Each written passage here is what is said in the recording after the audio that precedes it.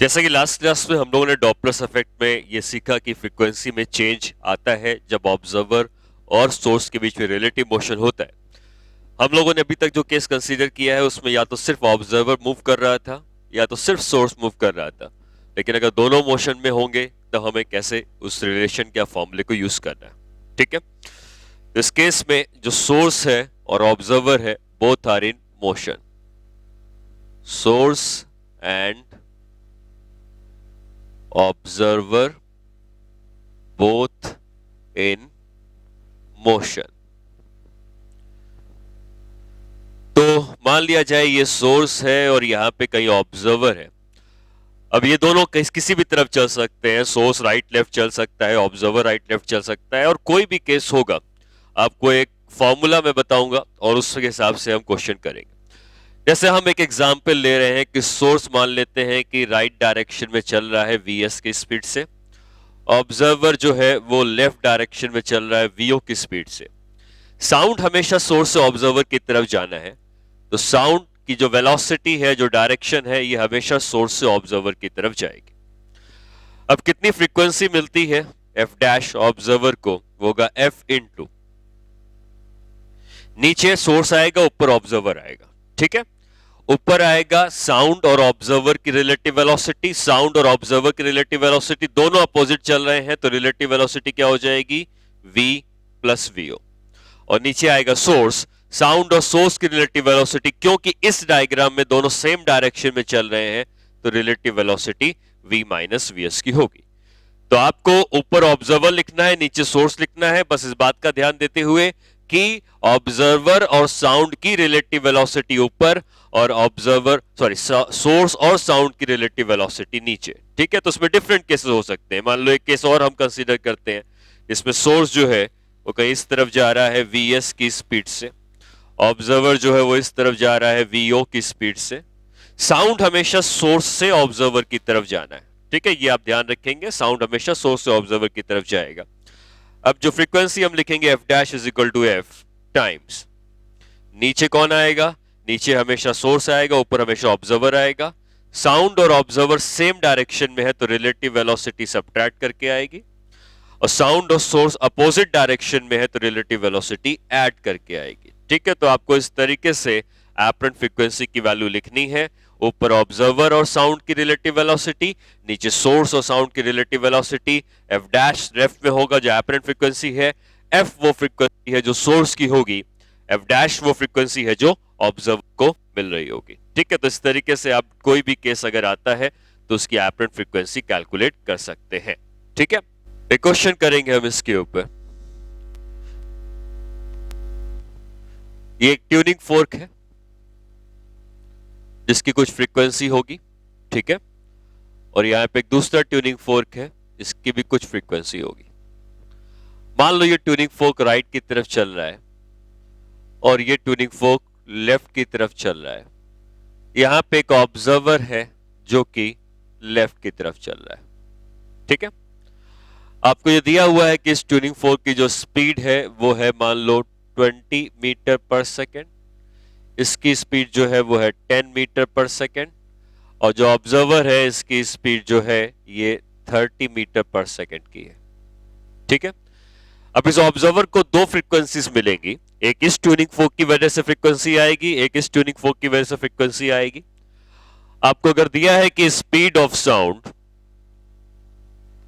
is equal to 300 meter per second, calculate the beat frequency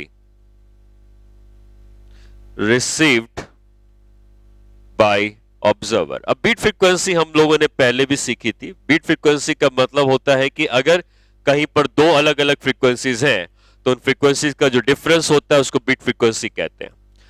तो अब अगर इस सोर्स की फ्रीक्वेंसी F1 जो थी वो मान लो 200 हर्ट्ज है,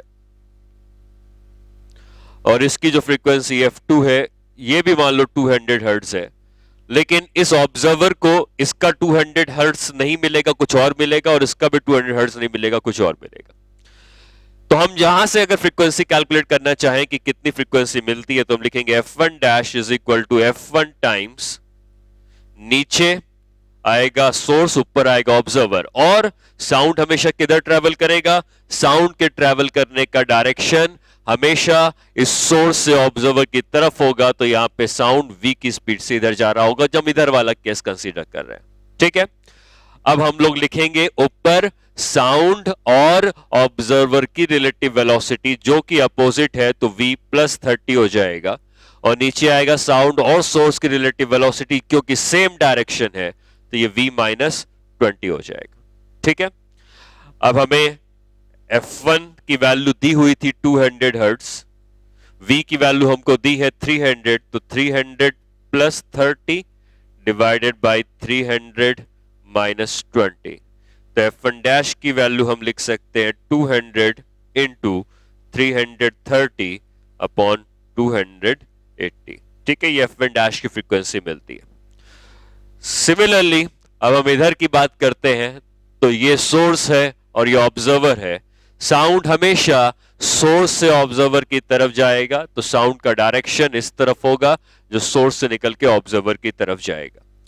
अब यहां पे क्या फ्रीक्वेंसी मिलती है, तो हम लिखेंगे f2 dash is equal to f2 into, ऊपर है साउंड और ऑब्जर्वर, क्योंकि साउंड ऑब्जर्वर सेम डायरेक्शन में है तो रिलेटिव वेलोसिटी सबट्रैक्ट करके आएगी, और नीचे साउंड और सोर्स अभी भी सेम डायरेक्शन पे है तो रिलेटिव वेलोसिटी अभी भी सबट्रैक्ट करके ही हमको मिलेगी। अब f2 डैश की वैल्यू निकालने के लिए f2 की वैल्यू हमको दी है 200 है, हमने 200 पुट किया, साउंड की स्पीड हमको दी हुई है 300 मीटर पर सेकेंड, तो ये होगा 300 माइनस 30 अपॉन 300 माइनस 10, तो f2 डैश की जो वैल्यू होगी वो होगी 200 इंटू 270 डिवाइड बाई 290। ठीक है, f1 डैश की फ्रीक्वेंसी हमको पता है, हमें f2 डैश की फ्रीक्वेंसी पता है। बीट फ्रीक्वेंसी का मतलब होगा इन दोनों फ्रीक्वेंसीज का डिफरेंस, तो अगर आप बीट फ्रीक्वेंसी निकालना चाहते हैं तो आपको f1 dash minus f2 dash करना है। f1 डैश की वैल्यू है 200 इंटू 330 अपॉन 280, ये वैल्यू है 200 इंटू 270 अपॉन 290। ठीक है, इसकी वैल्यू अगर हम कैलकुलेट कर देखते हैं तो 235.7 आती है और ये आती है 186.2, और जब हम इनका डिफरेंस लेंगे तो बीट फ्रीक्वेंसी की वैल्यू आ जाएगी, ये आ जाएगा 86 है, 96, 106, 116, 126, 136, 96, 6, 16, 26, 36, 5, तो आएगा 49.5, ये इसकी बीट फ्रीक्वेंसी हो जाएगी। ठीक है, तो कैलकुलेशन अपनी जगह है, आपको तरीका क्लियर हो जाना चाहिए कि f1 डैश कैसे निकालना है, f2 डैश कैसे निकालना है, और अकॉर्डिंगली बीट फ्रीक्वेंसी कैसे कैलकुलेट करनी है। ठीक है, नेक्स्ट क्वेश्चन में हम लोग क्या करते हैं कि अगर कोई साउंड किसी वॉल से या किसी भी फिक्स कह सकते हो सपोर्ट से रिफ्लेक्ट होता है, तो जितनी फ्रीक्वेंसी उस वॉल को मिलेगी वो उतनी फ्रीक्वेंसी को रिफ्लेक्ट भी करेगा। ठीक है, मतलब क्वेश्चन कुछ ऐसा हमको दिया हुआ है कि हमारे पास एक लेट से एक कार जा रही है और उस कार के हॉर्न बजाने की कुछ फ्रीक्वेंसी हमको दी होगी। ठीक है, एक कार है, स्ट्रेट लाइन पे चल रही है और सामने एक वॉल है। अब अगर कार से हॉर्न ब्लो किया जाता है तो वो हॉर्न की जो भी फ्रीक्वेंसी होगी उससे जो साउंड वेव निकलेंगी, वो साउंड वेव जाएगी, वॉल से टकराएगी और वापस आएगी। तो जो कार का ड्राइवर है वो रिफ्लेक्ट के बाद जो साउंड वापस आएगा उसकी कुछ ना कुछ फ्रीक्वेंसी उसको मिलेगी। ठीक है, तो क्वेश्चन कुछ ऐसा है कि मान लो इस कार की स्पीड दी है u के बराबर, हमको यह भी दिया है कि स्पीड ऑफ साउंड जो है वो आपको कैपिटल V लेनी है। If car blows horn of frequency f, ठीक है, कार ने f फ्रीक्वेंसी के हॉर्न को ब्लो किया, फाइंड, पहला है फ्रीक्वेंसी रिसीव्ड बाय वॉल, कितनी फ्रीक्वेंसी वॉल को मिली, और जितनी फ्रीक्वेंसी वॉल को मिलेगी वो वापस उसी फ्रीक्वेंसी को रिफ्लेक्ट भी करेगा। ठीक है, frequency of reflected sound received by car. ठीक है, रिफ्लेक्टेड साउंड की क्या फ्रीक्वेंसी कार को मिलती है। Beat frequency observed by car. ठीक है, फ्रीक्वेंसी अगर एक फ्रीक्वेंसी खुद कार की है और एक फ्रीक्वेंसी रिफ्लेक्ट करके आ रही है तो इन दोनों फ्रीक्वेंसी का जो डिफरेंस उसको बीट फ्रीक्वेंसी ऑफ कार कहेंगे। ठीक है, चौथा पार्ट है wavelength received by wall. Wall को कितनी वेवलेंथ रिसीव हो रही है।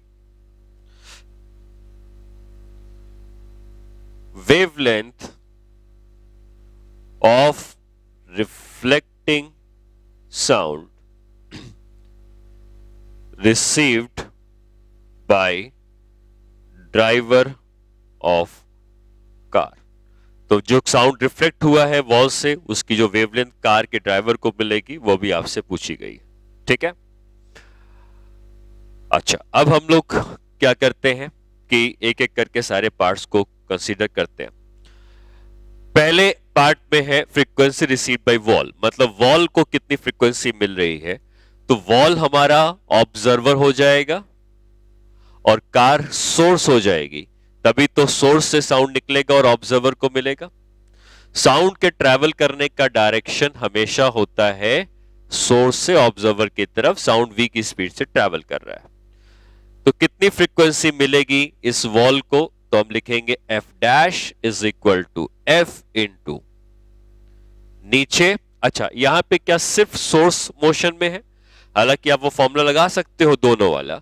तो ऊपर ऑब्जर्वर आता है, ऊपर आता है साउंड और ऑब्जर्वर की रिलेटिव वेलोसिटी, लेकिन क्योंकि ऑब्जर्वर रेस्ट में है तो सिर्फ साउंड की ही वेलोसिटी आएगी, क्योंकि साउंड ही चल रहा है, ऑब्जर्वर रुका हुआ है, तो रिलेटिव वेलोसिटी साउंड की स्पीड के ही बराबर है। ठीक है, और नीचे आता है सोर्स और साउंड की रिलेटिव स्पीड, क्योंकि ये दोनों सेम डायरेक्शन में चल रहे हैं, तो उसको हम लिखेंगे v माइनस यू। इतनी फ्रीक्वेंसी वॉल ने रिसीव करी होगी और इतनी ही फ्रीक्वेंसी को वापस उसने रिफ्लेक्ट भी किया होगा। सेकेंड पार्ट पे हमसे ये पूछा गया है कि frequency of reflected sound received by car. अब यहां पे साउंड की गया और रिफ्लेक्ट होके वापस आ गया। रिफ्लेक्ट कौन कर रहा है, वॉल रिफ्लेक्ट कर रहा है। तो सेकेंड पार्ट के लिए आप ये कहेंगे कि ये जो वॉल है ये सोर्स बन जाएगा, क्योंकि ये साउंड को रिफ्लेक्ट कर रहा है और साउंड रिफ्लेक्ट होके इस तरफ आ रहा है, और कार है इसको फ्रीक्वेंसी रिसीव करनी है। तो कार जो चल रही है यू की स्पीड से, अब ये ऑब्जर्वर बन जाएगा, क्योंकि इसको साउंड रिसीव करना है, तो अब ये ऑब्जर्वर कहा जाएगा। अब ये जो सोर्स है इसकी फ्रीक्वेंसी कितनी है, एफ डैश की, क्योंकि वॉल को जो फ्रीक्वेंसी मिली है एफ डैश वही वो रिफ्लेक्ट कर रहा है, और जो वॉल रिफ्लेक्ट कर रहा है वो सोर्स बन गया है, और सोर्स की फ्रीक्वेंसी एफ डैश है। इस कार को फ्रीक्वेंसी मिलती है मान लो एफ डबल डैश, तो लिखेंगे F double dash is equal to F dash. ठीक है, ये सोर्स की फ्रीक्वेंसी है, ये फ्रीक्वेंसी जो वो कार के ड्राइवर को मिलती है। ऊपर आता है ऑब्जर्वर, ये है साउंड की स्पीड, ये है ऑब्जर्वर, दोनों अपोजिट डायरेक्शन में चल रहे हैं, तो v प्लस यू। नीचे आता है सोर्स, ये साउंड है और ये सोर्स रुका हुआ है, क्योंकि सोर्स रुका हुआ है तो सिर्फ साउंड की स्पीड v आ जाएगी। ठीक है, f डैश आपने पहले पार्ट में कैलकुलेट किया था, यहां रख देंगे। f double dash is equal to, f dash की वैल्यू थी f into v upon v minus U, और ये आ गया है v plus U by v। ये v को आप कैंसिल आउट कर सकते हैं, और जो फ्रीक्वेंसी कार के ड्राइवर को मिलेगी वो हो जाएगी F V plus U by V minus you. ये फ्रीक्वेंसी कार के ड्राइवर ने रिसीव करी होगी, जो रिफ्लेक्टेड साउंड की होगी, जो वॉल ने रिफ्लेक्ट करी होगी। ठीक है, फर्स्ट और सेकेंड पार्ट हो गए। थर्ड पार्ट में पूछता है beat frequency received by car. जहां भी बीट फ्रीक्वेंसी है वो फ्रीक्वेंसी का डिफरेंस है। तो अगर हमें बीट फ्रीक्वेंसी पता करनी है तो आप कहोगे कि जो बीट फ्रीक्वेंसी होती है वो बीट फ्रीक्वेंसी होती है कि जो फ्रीक्वेंसी पहली है, कितनी है पहली फ्रीक्वेंसी, इसकी खुद की फ्रीक्वेंसी कितनी थी, कार की खुद की फ्रीक्वेंसी f थी, एफ, और जो फ्रीक्वेंसी उसने रिफ्लेक्ट करके रिसीव करी है एफ डबल डैश। मतलब कार का जब हॉर्न बजाया गया तो उसकी फ्रीक्वेंसी एफ की थी, वो ड्राइवर को सुनाई दी, और एक रिफ्लेक्ट करके जब दीवार से वापस आया तब जो फ्रीक्वेंसी सुनाई दी वो एफ डबल डैश की है। इनके बीच का जो डिफरेंस होगा उसको ही बीट फ्रीक्वेंसी कहेंगे। हाँ, इसकी पॉजिटिव वैल्यू लोग हमेशा लिया करेंगे। तो बीट फ्रीक्वेंसी हो जाएगी एफ माइनस एफ इंटू, कितना आया था इसको, v plus U by V minus U.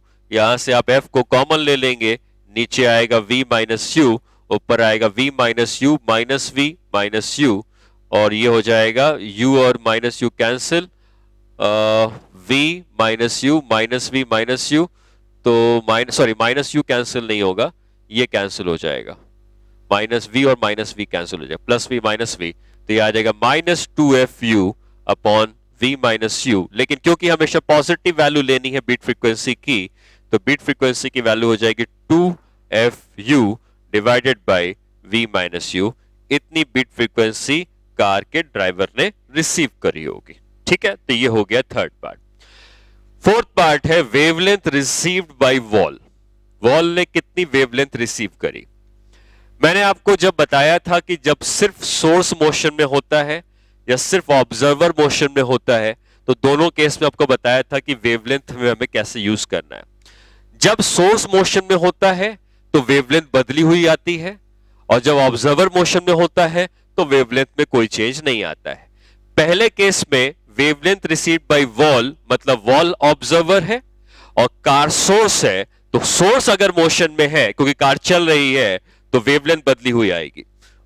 और जो फ्रीक्वेंसी आपने वॉल को बताई थी कि ये फ्रीक्वेंसी मिल रही है, फ्रीक्वेंसी रिसीव्ड बाय वॉल, आप इसी में चेंज कर देंगे और सिर्फ ये लिख देंगे कि फर्स्ट पार्ट सेकंड पार्ट हुआ, थर्ड पार्ट भी हो गया, ये थर्ड पार्ट था बीट फ्रीक्वेंसी वाला।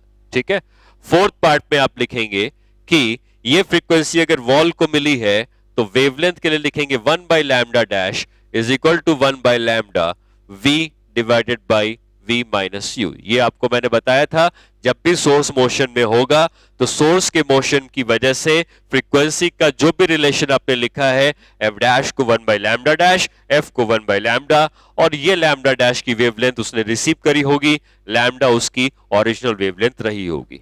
ठीक है, ये हो गया फोर्थ पार्ट। फिफ्थ पार्ट में पूछता है कि wavelength of reflecting sound receive by the driver of the car. मतलब ये वेवलेंथ वॉल को मिली, वॉल को इतनी वेवलेंथ मिली, वॉल ने उतनी वेवलेंथ लौटा दी। अब जब वॉल ने उतनी वेवलेंथ लौटा दी, अब ये वेवलेंथ पहुंचनी है कार के पास। तो अगर वॉल ने वेवलेंथ लौटाई है लैम्डा डैश की जो उसको मिली, तो क्या अब ये वॉल सोर्स है, और क्या ये सोर्स इस समय रेस्ट में है, मोशन हो रहा है ऑब्जर्वर का। पहले आपको बताया कि अगर सोर्स रेस्ट में होता है तो जो वेवलेंथ उसको पास होती है वही वेवलेंथ ऑब्जर्वर को भी मिलती है। तो सेकंड केस में जब ये वॉल ने साउंड रिफ्लेक्ट किया और कार के ड्राइवर को साउंड पहुंचना है, तो ऑब्जर्वर मोशन में है लेकिन सोर्स मोशन में नहीं है। और अगर सोर्स मोशन में नहीं है तो हम यहां भी कहेंगे कि wavelength received by car is equal to वही लैम्डा डैश जो लैम्डा डैश आपने फर्स्ट पार्ट में निकाला था। ठीक है, तो लैम्डा डैश जो फर्स्ट पार्ट में निकाला था वो तब निकाला था जब सोर्स मोशन में था, लेकिन सेकंड पार्ट में लैम्डा डैश वही होगा क्योंकि सोर्स रेस्ट में है और ऑब्जर्वर मोशन में है, तो वेवलेंथ में कोई चेंज नहीं आता है। ठीक है, तो इस तरीके से हमने डॉपलर इफेक्ट का ये वाला क्वेश्चन किया, जहां पर रिफ्लेक्टिंग साउंड के ऊपर क्वेश्चन अगर आता है तो आपको इस तरीके से करना है। ठीक है, हम लोगों ने अभी तक जो केस कंसीडर किए हैं उसमें सोर्स और ऑब्जर्वर जो है वो या तो वो उनका मोशन एक ही स्ट्रेट लाइन में हो रहा है। ठीक है, उनका मोशन जो है सोर्स ऑब्जर्वर की तरफ जा रहा है, सोर्स ऑब्जर्वर दूर जा रहा है, लेकिन उनके मोशन एक ही लाइन के लॉन्ग हो रहे हैं। बट अगर इनके मोशन एक लाइन के लॉन्ग नहीं होंगे तो क्या करना है, motion is along different line। जैसे लेट्स से कि यहां पे एक सोर्स है और यहां पे एक ऑब्जर्वर है। ठीक है, अब मान लिया जाए कि सोर्स कहीं इस डायरेक्शन में जा रहा है जो ऑब्जर्वर की तरफ नहीं आ रहा है, इसकी स्पीड vs के बराबर है। ठीक है, ऑब्जर्वर को फिलहाल मैं रेस्ट में ही मान लेता हूं, ऑब्जर्वर रेस्ट में, और यह एंगल हमको दिया है थीटा के बराबर। सोर्स की फ्रीक्वेंसी f होती है, जो फ्रीक्वेंसी ऑब्जर्वर को मिलती है वो f डैश होती है। तो आपको ऐसे क्वेश्चंस में क्या करना है कि इस सोर्स की वेलोसिटी का वो कंपोनेंट लेना है जो कि सोर्स और ऑब्जर्वर को स्ट्रेट लाइन से जोड़ेगा। तो अब अगर हम vs का कंपोनेंट इस डायरेक्शन में लेंगे तो ये कंपोनेंट होगा vs cos थीटा।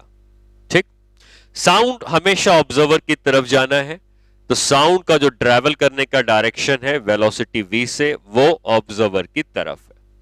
अब जब आप f dash is equal to value लिखते हैं, f dash is equal to f into, नीचे आता है सोर्स, ऊपर आता है ऑब्जर्वर। क्योंकि ऑब्जर्वर रेस्ट में है तो सिर्फ साउंड की स्पीड और ऑब्जर्वर की स्पीड की रिलेटिव वेलोसिटी सिर्फ v के ही बराबर हो जाएगी। और नीचे साउंड v से आ रहा है, सोर्स इस डायरेक्शन में vs cos थीटा से आ रहा है। क्योंकि दोनों के डायरेक्शन सेम है तो हम यहां पे माइनस करेंगे v minus vs cos theta. ठीक है, तो यहां पर आप जब फ्रीक्वेंसी लिख रहे होंगे तो फ्रीक्वेंसी को लिखते समय इस बात का ध्यान रखना है कि हमें अगर सोर्स इस तरफ जा रहा है तो उसकी वेलोसिटी का कंपोनेंट उस डायरेक्शन में लेना है जिस डायरेक्शन में सोर्स और ऑब्जर्वर को जोड़ने वाली लाइन बनाई गई है, उसी डायरेक्शन में आप वेलोसिटी के कंपोनेंट उनके लेंगे। ठीक है, तो उसमें हमने ये सीखा कि अगर सोर्स का मोशन किसी और लाइन के लॉन्ग होगा तो हमें सोर्स की वेलोसिटी का कंपोनेंट इस तरफ ले लेना है और फिर उस कंपोनेंट के अकॉर्डिंगली हम डॉपलर इफेक्ट फॉर्मूला यूज करेंगे जो हमने पहले सीखा था। ठीक है, जैसे मान लो कि एक सोर्स है, वो एक स्ट्रेट लाइन पे चलता हुआ आ रहा है और इससे कुछ दूरी पर एक ऑब्जर्वर है जो यहां पर है। ऑब्जर्वर रेस्ट में रुका हुआ है, सोर्स इस तरफ आ रहा है, इंफिनिटी से चल के आ रहा होगा और सोर्स की जो वेलोसिटी है वो मान लेते हैं vs के बराबर। इस समय जब सोर्स यहां पर है और ऑब्जर्वर यहां पर है तो कितनी फ्रीक्वेंसी अगर रिसीव हो रही है ये पता करनी है, तो आप इस एंगल को थीटा अगर कहते हो तो इस तरफ इसका कंपोनेंट vs cos थीटा लिख दोगे जैसा भी हमने लिखा। साउंड हमेशा सोर्स से ऑब्जर्वर की तरफ चल रहा होगा v की स्पीड से, तो जो फ्रीक्वेंसी उसको रिसीव होगी f1 मान लो, इसको लिखेंगे f इंटू, क्योंकि ऑब्जर्वर रेस्ट में है तो सिर्फ v आएगा ऊपर और नीचे साउंड और सोर्स एक ही डायरेक्शन में है तो v minus vs cos theta हो जाएगा। ठीक है, जैसे जैसे ये थीटा कम होता जाएगा, थीटा कम कैसे होगा, सोर्स अगर दूर चलता जाए, दूर से आ रहा है कहीं से, तो सोर्स जितना दूर होगा थीटा उतना कम होगा और थीटा जितना कम होगा cos थीटा उतना बड़ा होगा। ठीक है, और cos थीटा जितना बड़ा होगा ये डिफरेंस उतना छोटा होगा। cos थीटा बड़ा होगा तो डिफरेंस छोटा होगा, डिफरेंस छोटा होगा तो फ्रीक्वेंसी ज्यादा आएगी। ठीक है, तो इस f1 की वैल्यू की मैक्सिमम वैल्यू हो सकती है तब जब ये cos थीटा की वैल्यू मैक्सिमम हो जाए, और cos थीटा की मैक्सिमम वैल्यू होती है 1, तो ये मैक्सिमम वैल्यू आएगी v minus vs। When cos theta is equal to 1 मतलब theta is equal to 0। Theta is equal to 0 का मतलब ये एंगल थीटा जो है वो कम होते होते 0 होना है। कब होगा, जब सोर्स एट माइनस इंफिनिटी, इस लाइन में अगर सोर्स माइनस इंफिनिटी पे होता तब उसने जो फ्रीक्वेंसी रिलीज करी होती और उस समय जो ऑब्जर्वर को फ्रीक्वेंसी मिलती वो मैक्सिमम होती। ठीक है, एक्चुअली आपसे कोई अगर इनफाइनाइट दूरी पर है तो आपको ऐसा लगेगा कि वो एक स्ट्रेट लाइन पे है। ठीक है, भले ही वो स्ट्रेट लाइन पे ना हो लेकिन आप इनफाइनाइट दूरी पे किसी को भेज दो तो आपको लगेगा कि वो आप ही की तरफ आ रहा है। ठीक है, आप अगर जैसे मान लीजिए कि आप एक रोड के किनारे खड़े हैं और बहुत दूर से कार आ रही है तो आपको ऐसा लगेगा कि कार सीधे आपकी तरफ आ रही है। तो इस बात को ध्यान रखिएगा कि फ्रीक्वेंसी मैक्सिमम तब मिलती है जब सोर्स डायरेक्टली ऑब्जर्वर की तरफ आता है। अगर सोर्स किसी एंगल पर निकल जाएगा तो फ्रीक्वेंसी कम मिलेगी, लेकिन सोर्स अगर डायरेक्टली ऑब्जर्वर की तरफ आएगा तो फ्रीक्वेंसी मैक्सिमम मिलेगी। और उसी तरीके से सोर्स अगर ऑब्जर्वर से सीधे दूर जा रहा है तो फ्रीक्वेंसी उस केस में मिनिमम मिलती है। ठीक है, तो सोर्स ऑब्जर्वर की तरफ डायरेक्टली आएगा तो मैक्सिमम फ्रीक्वेंसी, सोर्स ऑब्जर्वर से डायरेक्टली दूर जाएगा तो मिनिमम फ्रीक्वेंसी। तो यहां पे जब ये इंफिनिटी पे पहुंच जाता है सोर्स, तो इस ऑब्जर्वर को ऐसा लगेगा कि सोर्स डायरेक्टली उसी की तरफ आ रहा है, तो वो फ्रीक्वेंसी मैक्सिमम होगी। अदरवाइज ये एंगल थीटा पर है तो फ्रीक्वेंसी उसको मिलती है। ठीक है, कुछ देर के बाद सोर्स यहां पहुंच गया। अब जब सोर्स यहां पहुंच गया वीएस की स्पीड से, तो क्या ये वाला केस है जहां पे डॉपलर इफेक्ट ऑब्जर्व नहीं होता है, जहां पे सोर्स और ऑब्जर्वर एक दूसरे के परपेंडिकुलर चलेंगे, और ऐसे केस में आपको पता है जो फ्रीक्वेंसी ऑफ सोर्स की होती है वही फ्रीक्वेंसी ऑब्जर्वर को मिलती है, क्योंकि डॉपलर इफेक्ट यहां ऑब्जर्व नहीं होगा। और फिर ये सोर्स आगे बढ़ता हुआ कभी यहां पर पहुंचा होगा, और जब यहां पे पहुंचा होगा तो उसकी स्पीड जो है वीएस इस तरफ दी हुई है, ये एंगल मान लो थीटा का है। हमें चाहिए ऑब्जर्वर और सोर्स को जो लाइन जोड़ रही है उस लाइन के अलोंग इसका कंपोनेंट। ठीक है, और इस लाइन के अलोंग इसका कंपोनेंट का मतलब, अगर ये एंगल थीटा का है तो इसको भी थीटा कह सकते हो, और इस तरफ इसका कंपोनेंट आएगा वी एस कॉस थीटा। ये सोर्स यहां पर है, साउंड हमेशा सोर्स से ऑब्जर्वर की तरफ जा रहा होगा इस तरफ। ठीक है, अब अगर हमें फ्रीक्वेंसी लिखनी है कितनी होगी, तो हम लिखेंगे F3 is equal to f into observer रुका हुआ है, V ऊपर आ जाएगा सिंपल साउंड की स्पीड, और नीचे साउंड और ऑब्जर्वर अपोजिट चल रहे हैं तो V minus V S cos theta. ठीक, अब इस F3 की वैल्यू जो होगी इसकी मिनिमम वैल्यू आएगी, क्योंकि जब सोर्स ऑब्जर्वर से दूर जाता है तो फ्रीक्वेंसी घटती है, और जो सोर्स ऑब्जर्वर की तरफ आता है तो फ्रीक्वेंसी बढ़ती है। तो यहां पे ज्यादा फ्रीक्वेंसी आ रही थी, इसलिए कभी ना कभी मैक्सिमम थी, वो तब था जब सोर्स इंफिनिटी पे था, और जब ये सोर्स दूर जा रहा था तो फ्रीक्वेंसी कम हो रही है। कम होते होते ये मिनिमम तब होगी जब ये सोर्स प्लस इंफिनिटी में पहुंच जाएगा, जहां पे थीटा की वैल्यू 0 हो जाएगी। थीटा की वैल्यू 0 होने से कॉस थीटा 1 हो जाएगा, तब फ्रीक्वेंसी की वैल्यू मिनिमम आएगी, तो ये हो जाएगी v upon v minus V S. ठीक है, और ये वैल्यू तब आएगी जब, सॉरी अपोजिट है ना तो प्लस होगा, v इधर है, वी एस कॉस थीटा इधर है तो प्लस होगा। ठीक है, तो ये फ्रीक्वेंसी की जो वैल्यू है वो मिनिमम वैल्यू होगी। ठीक है, अच्छा अब यहां पर ये तब होगा जब सोर्स एट प्लस इंफिनिटी, जब ये सोर्स चलता चलता प्लस इंफिनिटी में चला जाएगा तो ऑब्जर्वर को ऐसा लगेगा कि सोर्स आया और सामने से निकल गया। जब वो इंफिनिटी में चला जाएगा तो ऑब्जर्वर को लगेगा कि यार ये इसी लाइन पे एक ही लाइन की तरफ चलता जा रहा है, मुझसे सिर्फ दूर जा रहा है, तो उस समय उसको फ्रीक्वेंसी मिनिमम मिलेगी। और वही सोर्स जब इंफिनिटी से आ रहा था, इंफिनिटी से आके ऐसा गया, तो जब वो इधर इंफिनिटी पे होगा तो ऑब्जर्वर को लगेगा अरे ये सीधे मेरी तरफ आ रहा है, तो फ्रीक्वेंसी उसको मैक्सिमम मिलती है। ठीक है, तो इस तरीके से फ्रीक्वेंसी में चेंजेस आए हैं जैसे जैसे ऑब्जर्वर के नजदीक सोर्स आता है। तो अगर हम बात करें कि कैसे ये फ्रीक्वेंसी बदल रही है, ये फ्रीक्वेंसी अगर है तो ये फ्रीक्वेंसी की वैल्यू मैक्सिमम है, ये फ्रीक्वेंसी की वैल्यू मिनिमम है। ये फ्रीक्वेंसी की वैल्यू मैक्सिमम कितनी है, जो मैंने F1 मैक्स लिखा था, ये फ्रीक्वेंसी की वैल्यू मिनिमम कितनी है, F3 मिनिमम लिखा था। जैसे जैसे सोर्स इंफिनिटी से आता है ये फ्रीक्वेंसी घटती जाती है, और फिर यहां पे जैसे जैसे प्लस इंफिनिटी में जाएगा फ्रीक्वेंसी मिनिमम हो जाएगी। तो यहां मैक्सिमम फ्रीक्वेंसी थी जब सोर्स प्लस इंफिनिटी में था, मिनिमम फ्रीक्वेंसी है जब सोर्स प्लस इंफिनिटी पे है, और जब सोर्स डायरेक्टली ऑब्जर्वर के ऊपर पहुंचा था तो उसको वही फ्रीक्वेंसी मिली थी जो ऑब्जर्वर की खुद, सॉरी जो सोर्स की खुद की नेचुरल फ्रीक्वेंसी थी, वही फ्रीक्वेंसी यहां मिली थी। मतलब सोर्स जब इंफिनिटी पे था तो सबसे ज्यादा फ्रीक्वेंसी थी, और नजदीक आता जा रहा है फ्रीक्वेंसी कम होती जा रही है। जब सोर्स ठीक ऊपर आया सेम फ्रीक्वेंसी मिल गई, अब सोर्स दूर जाने लगा फ्रीक्वेंसी घटने लगी, और जब सोर्स प्लस इंफिनिटी में चला गया तो फ्रीक्वेंसी मिनिमम हो गई। ठीक है, तो इस तरीके से अगर सोर्स ऑब्जर्वर के मोशन की लाइन सेम नहीं है तो हम इस तरीके से करना है। ठीक है, एक क्वेश्चन हम लोग और करेंगे इसके ऊपर, लास्ट क्वेश्चन होगा ये। इसमें क्या है कि ये एक सर्कल है और इस सर्कल के अलोंग सोर्स चल रहा है किसी स्पीड से। ठीक है, और इससे कुछ दूरी पर यहां पर ऑब्जर्वर है। सोर्स इस सर्कल में चल रहा है, इस सोर्स की स्पीड vs है। ठीक है, और इस सोर्स की फ्रीक्वेंसी f की है। हमसे यह पूछा गया है कि find the maximum and minimum frequency received bye observer, also find the position of source at these instants। मतलब ऑब्जर्वर को मैक्सिमम फ्रीक्वेंसी कब मिलेगी और कितनी मिलेगी मान लो, और मिनिमम कितनी मिलेगी वो भी निकालना है। साउंड की जो स्पीड है वो हमको दी है कैपिटल वी। तो मैंने आपको लास्ट क्वेश्चन में जैसा बताया, मैक्सिमम फ्रीक्वेंसी तब मिलती है जब सोर्स डायरेक्टली ऑब्जर्वर की तरफ चलता है।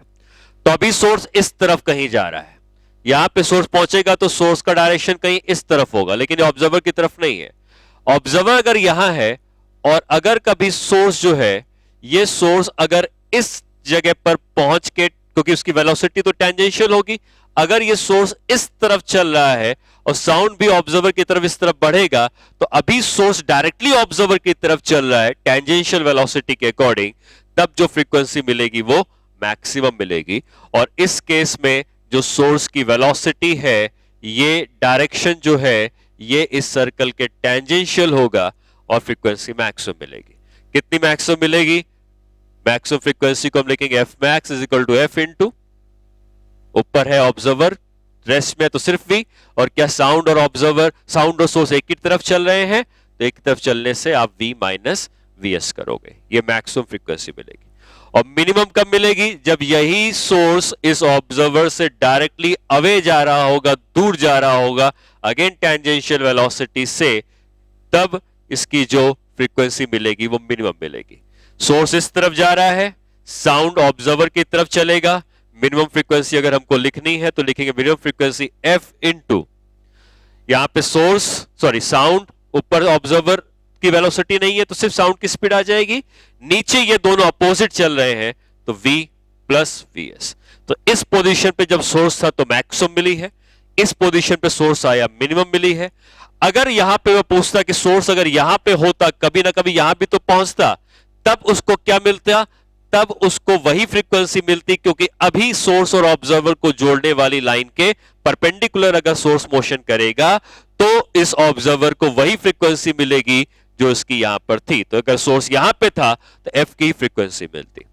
कोई और पोजीशन भी है जहां पे सेम फ्रीक्वेंसी मिलती सोर्स की, जहां डॉपलर इफेक्ट ऑब्जर्व नहीं होता, वो ये पोजीशन है जब यही सोर्स मोशन करता हुआ अगर यहां पे पहुंच जाता, तो क्या ये वेलोसिटी भी सोर्स की परपेंडिकुलर है? तो जब सोर्स यहां पर होगा तब भी ऑब्जर्वर को एफ मिलेगा, जब सोर्स यहां होगा तब भी एफ मिलेगा, जब इधर होगा मैक्सिमम मिलेगा, जब इधर होगा डायरेक्टली दूर जाएगा तो मिनिमम मिलेगा। ठीक है, तो इस तरीके से हम लोग ने डॉपलर इफेक्ट के वो क्वेश्चन किए जहां पर मोशन सेम लाइन के अलोंग नहीं है। कभी कभार हमको ये कह देगा कि विंड भी ब्लो कर रही है, तो आपको सिर्फ इतना करना है कि अगर साउंड की स्पीड और विंड की स्पीड सेम है, जैसा हम लोगों ने वेव्स में पहले सीखा है, effect of speed of sound, effect of wind on the speed of sound, तो विंड अगर साउंड के सेम डायरेक्शन में चलेगी तो साउंड की स्पीड और विंड की स्पीड जुड़ जाएगी, और अगर अपोजिट डायरेक्शन में चलेगी तो साउंड की स्पीड में से विंड की स्पीड को घटाना है। तो ये हमने जब स्पीड इफेक्ट ऑफ विंड हमने देखा था, तो अगर विंड भी चलती है तो साउंड का सेम डायरेक्शन है विंड का, तो टोटल स्पीड बढ़ा देनी है, ऐड कर देना है, अपोजिट है तो टोटल स्पीड में साउंड की स्पीड में से विंड की स्पीड को घटा देना है। तो बस यही इफेक्ट पड़ेगा विंड की स्पीड में, बाकी जो फॉर्मूले हैं, जो तरीके हैं, उनमें कोई चेंज नहीं आएगा। ठीक है, तो इस तरीके से हमारा वेव का चैप्टर अब खत्म होता है। ठीक है, और अब फिर हम लोग अगली क्लास में नेक्स्ट चैप्टर स्टार्ट करेंगे।